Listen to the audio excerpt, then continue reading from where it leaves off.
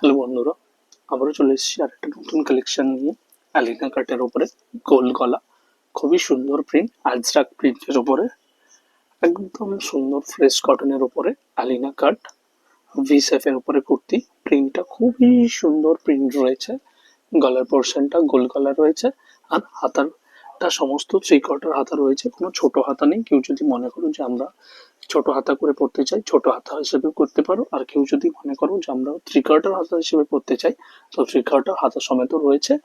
যে যে সাইজের দরকার, এই মেল এক্সেল, ডাবল এক্সেল সমস্ত সাইজের রয়েছে।